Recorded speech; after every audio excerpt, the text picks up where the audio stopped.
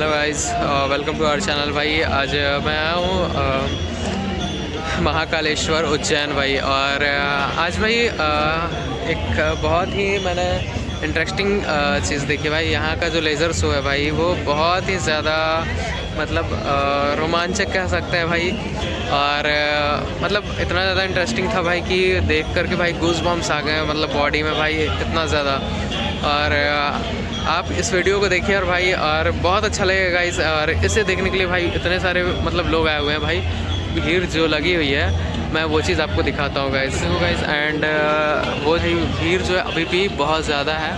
और उधर भी अभी एक लेज़र शो चल रहा है जो कि इतना ज़्यादा भीड़ हो गया भाई, क्राउड काफ़ी ज़्यादा हो गया यहाँ पे। सो इस वजह से बहुत क्लियर तो नहीं दिख पा रहा है, बट उस वाले चीज़ को मैं आपको दिखाने की कोशिश करूँगा। इस लेज़र शो का आनंद लीजिए और भाई आप बताइए कि भाई कैसा लगा, कमेंट में ज़रूर करें। और भाई नया तो सब्सक्राइब करें, और भाई कुछ पूछना हो तो कमेंट ज़रूर कर सकते हैं।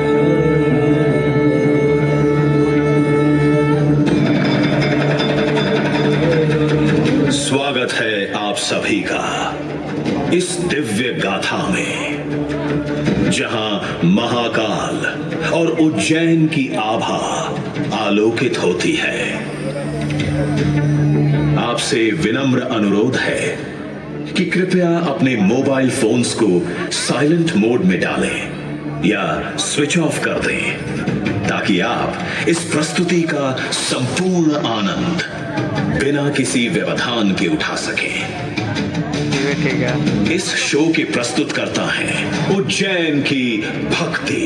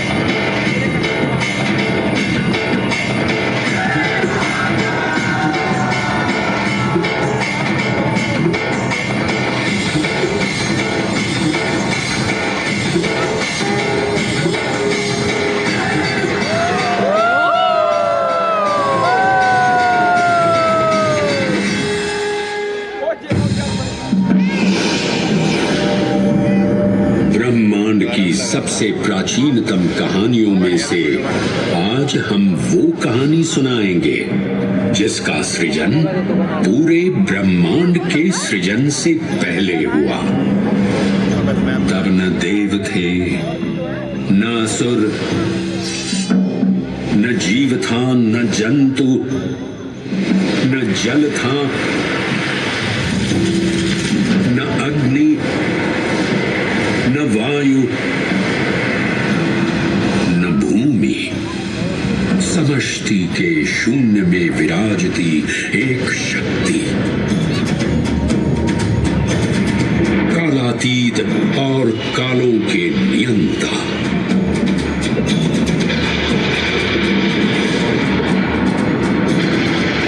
विधाता भी और विध्वंसक भी, अखंड, अचल, अविनाशी। ये कथा है उस महादेव के महाकाल स्वरूप की, जो सृष्टि के आरंभ भी हैं और काल के आगमन भी हैं। वे ही काल के सृजनकर्ता और नियंत्रणकर्ता भी हैं।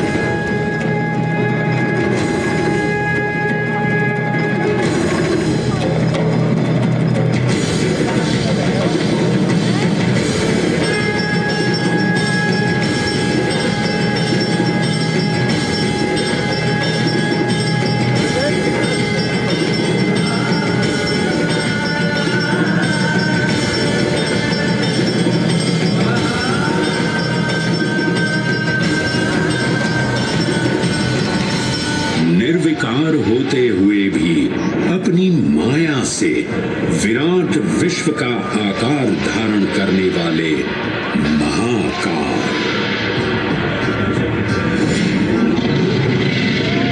मेरुगिरी को धनुष और भगवान विष्णु को बाण बना दैत्यों के 3 पुरों का नाश करने वाले महाकाल। वो महाकाल जो तीनों लोकों में विद्यमान सभी शिवलिंगों में प्रधान है।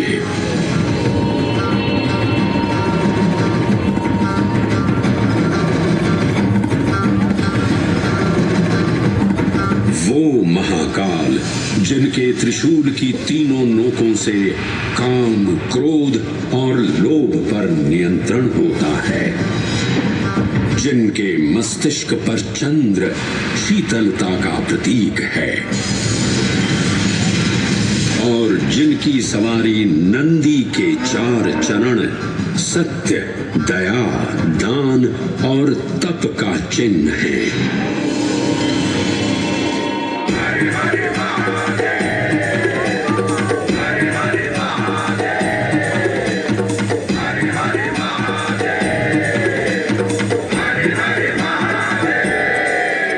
न पुण्यं न पापं न सौख्यं न दुःखं न मन्त्रो न तीर्थं न वेदा न यज्ञः अहं भोजनं नैव भोज्यं न भोक्ता चिदानन्दरूपः शिवोऽहं शिवोऽहम्।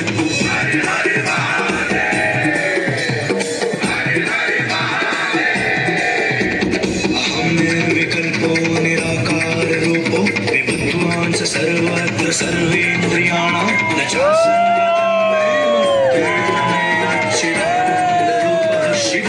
शिवोऽहं चिदानन्दरूपः शिवोऽहं शिवोऽहं चिदानन्दरूपः शिवोऽहं शिवोऽहं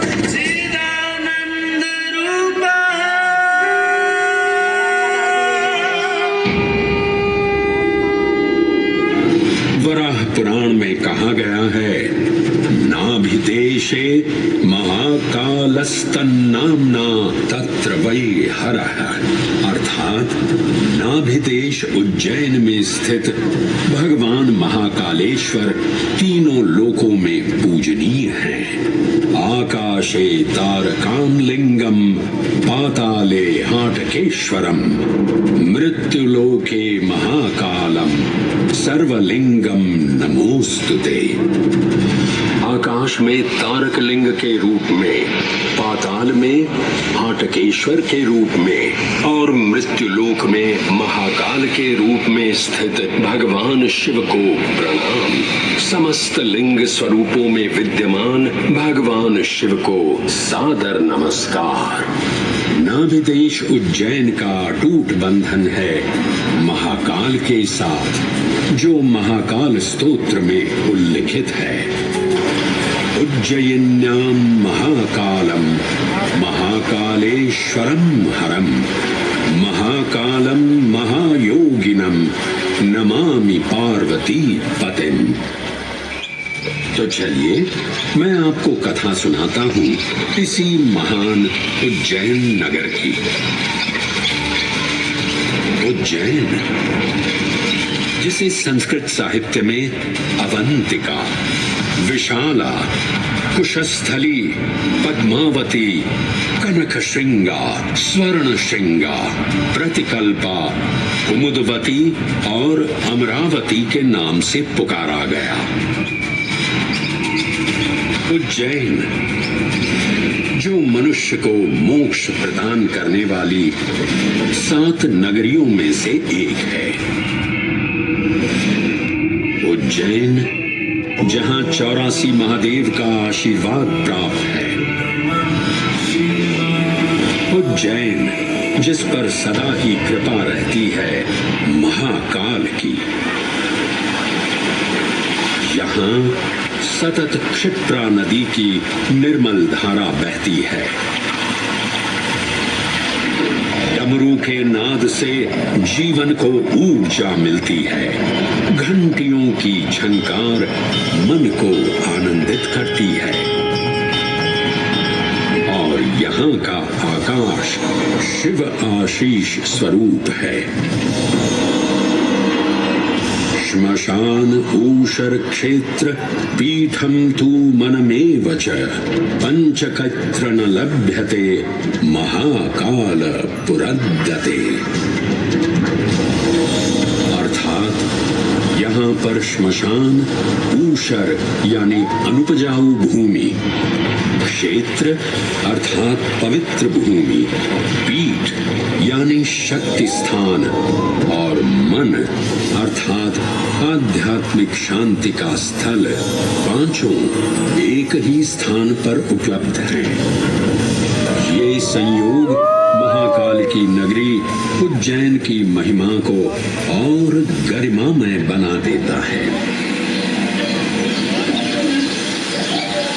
उज्जैन के इस अलौकिक स्वरूप से प्रभावित हो महाकवि कालिदास अपने काव्य मेघदूत में लिखते हैं, हे जलधर, यदि महाकाल के मंदिर में समय से पहले तुम पहुंच जाओ तो तब तक वहां ठहर जाना जब तक सूर्य आंख से ओझल न हो जाए। शिव की संध्याकालीन आरती के समय नगाड़े जैसी मधुर ध्वनि करते हुए तुम्हें अपने धीर गंभीर गर्जनों का पूरा फल प्राप्त होगा। ये संध्या आरती जिसे कालिदास ने सराहा है अत्यंत महत्वपूर्ण है, क्योंकि ये वो प्रहर है जब सभी देवी देवता गंधर्व यहाँ उपस्थित होते हैं।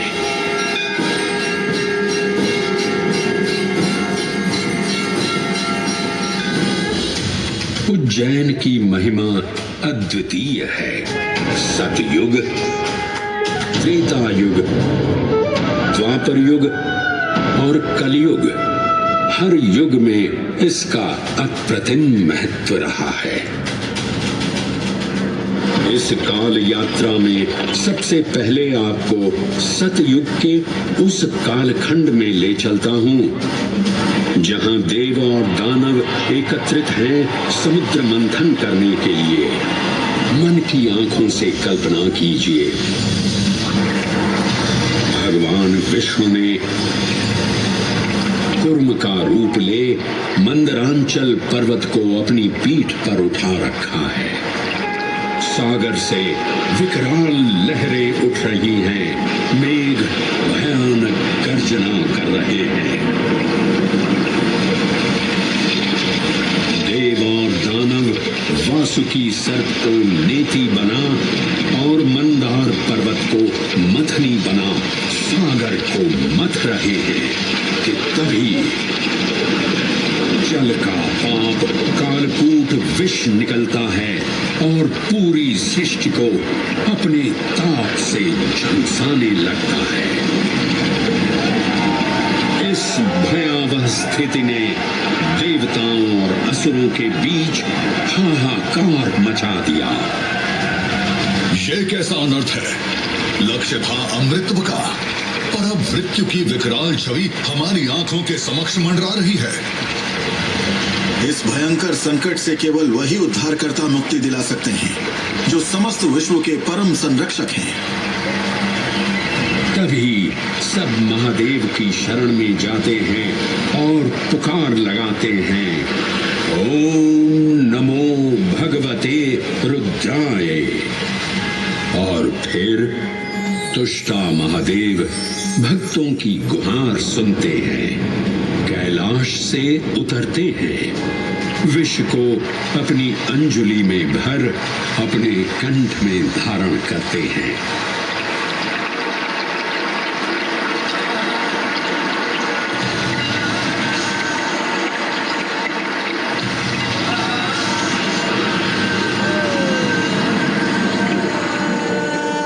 अंततो गत्वा सागर मंथन से अमृत कलश प्रकट होता है। जैसे ही अमृत प्रकट हुआ, दानवों ने इसे केवल अपने आधिपत्य में लेने की आकांक्षा प्रकट की और संघर्ष छिड़ गया। आज आज यदि हम इस अमृत को प्राप्त कर सकें तो हम देवताओं पर हमेशा के लिए प्रभुत्व स्थापित कर पाएंगे। अमृत अपात्र हाथों में ना जा पाए, क्योंकि ये अपनी शक्ति का असीम दुरुपयोग करेंगे। इस अराजकता के परिणाम स्वरूप अमृत की कुछ बूंदें छलकी और पृथ्वी तक पहुंच गईं। 4 स्थलों पर स्पर्श हुआ इन बूंदों का। हरिद्वार, प्रयागराज, नासिक और उज्जैन। अमृत की इन्हीं बूंदों के कारण उज्जैन में हर 12 वर्ष पर कुंभ सिंहस्थ मेले का आयोजन होता है। भगवान शिव की लीला देखिए।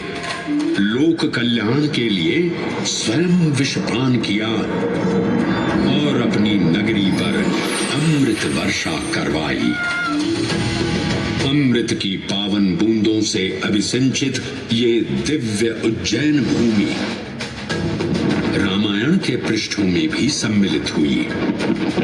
सतयुग के बाद त्रेता युग में माता सीता की खोज में वानर सेना का यहाँ आगमन हुआ।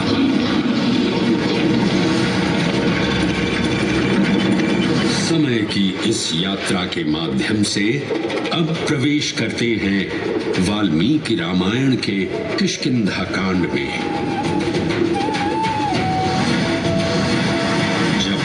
राजा सुग्रीव अपने यूथपतियों से सभी प्रमुख स्थानों पर जाने के लिए कहते हैं और उन्हें अवंती नगर यानी उज्जैन जाने का आदेश भी देते हैं।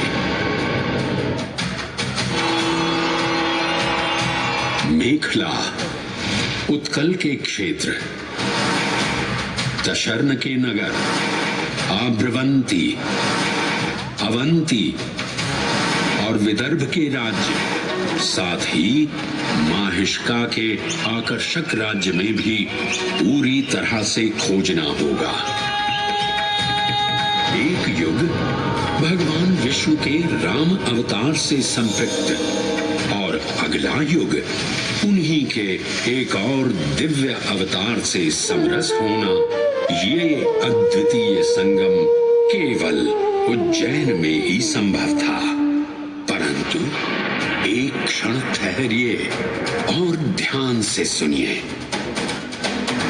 ये हैं महाकाल के 1008 दिव्य नाम।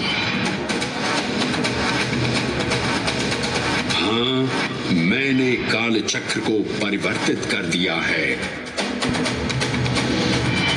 और अब द्वापर युग का शुभारंभ हो चुका है। विस्मय पूर्ण हो जाएंगे ये जानकर कि महाकाल के इन नामों को स्वयं भगवान श्री कृष्ण ने रचकर पिरोया था।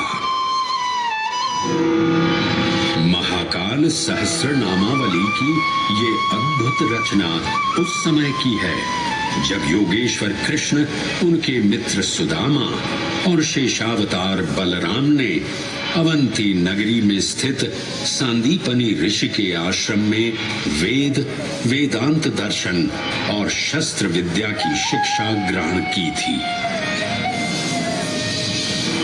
कहते हैं कि भगवान श्री कृष्ण को अवंती ने ऐसा मंत्र मुग्ध कर दिया कि यहाँ 64 दिनों तक रुककर उन्होंने 64 विद्याएं और 14 कलाओं का ज्ञान लिया।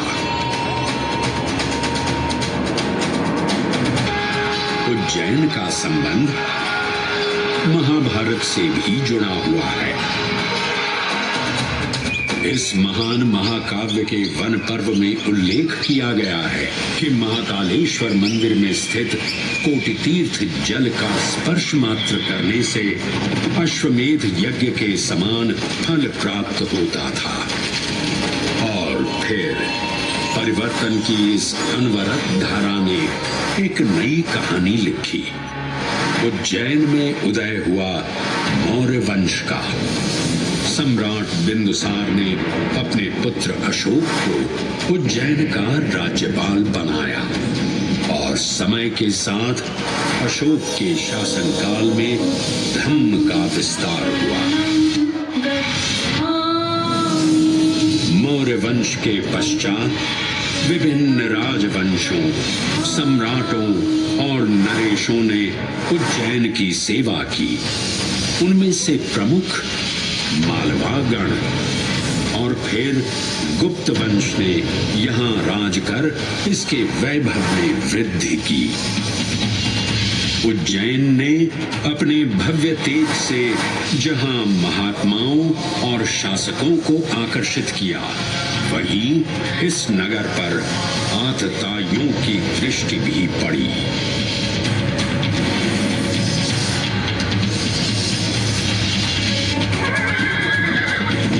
शक मध्य एशिया की खानाबदोश जनजाति थी, जिन्होंने उत्तर पश्चिमी और मध्य भारत के कुछ हिस्सों पर आक्रमण कर अपना शासन स्थापित किया। ईसा पूर्व प्रथम शताब्दी में जब भारत शकों के अत्याचार से त्रस्त था, तब उन शकों ने उज्जैन पर भी कब्जा कर लिया और फिर उज्जैन में उदय हुआ एक तेजस्वी योद्धा, महाराज विक्रमादित्य का। एक तरफ शकों का बल तो दूसरी तरफ विक्रमादित्य का अद्वितीय पराक्रम। विक्रमादित्य की तलवार महादेव के तीसरे नेत्र सी चमकी। प्रचंड युद्ध हुआ। महाकाल की कृपा से शूरवीरों ने शकों को परास्त किया और उज्जैन में गणतांत्रिक शासन स्थापित किया।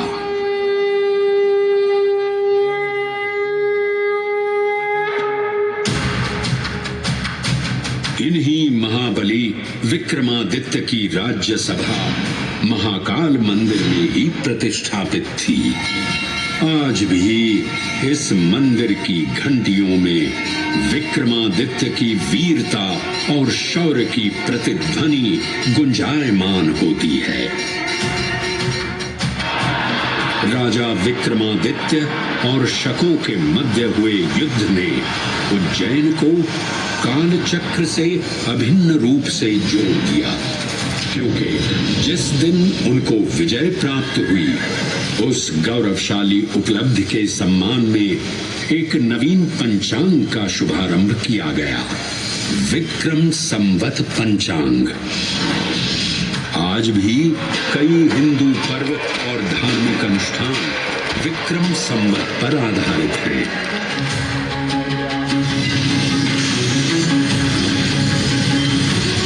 पृथ्वी की भौगोलिक कर्क रेखा इस पावन उज्जैन भूमि से होकर गुजरती है। लगभग 300 वर्ष पूर्व उज्जैन विश्व समय का प्रमुख संदर्भ बिंदु था। यही कारण है कि उज्जैन की वेधशाला में वराहमिहिर, आदित्य दास, ब्रह्मगुप्त, आर्यभट्ट और भास्कराचार्य जैसे महान विद्वान अनुसंधान और अध्ययन में तल्लीन रहते थे। खगोल शास्त्र का केंद्र, महाकालेश्वर का आवास, जगत गुरु कृष्ण की नगरी, विक्रमादित्य का राज। जयति जय उज्जैनी, वैभवशालिनी नगरी उज्जैन।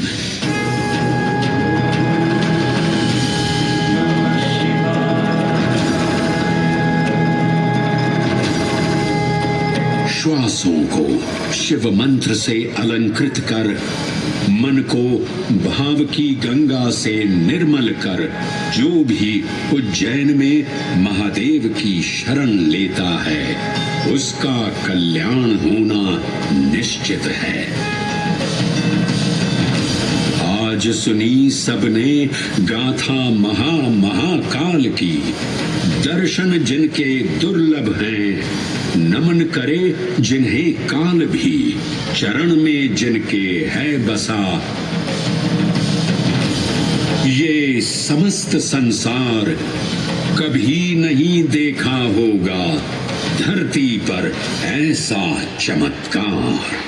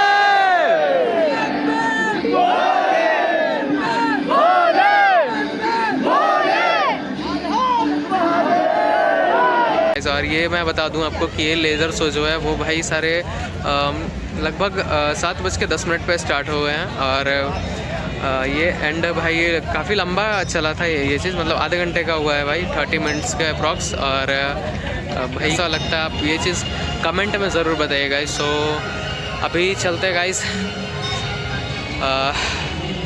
फ़िलहाल यहाँ से निकलते हैं और चलते हैं रूम की ओर।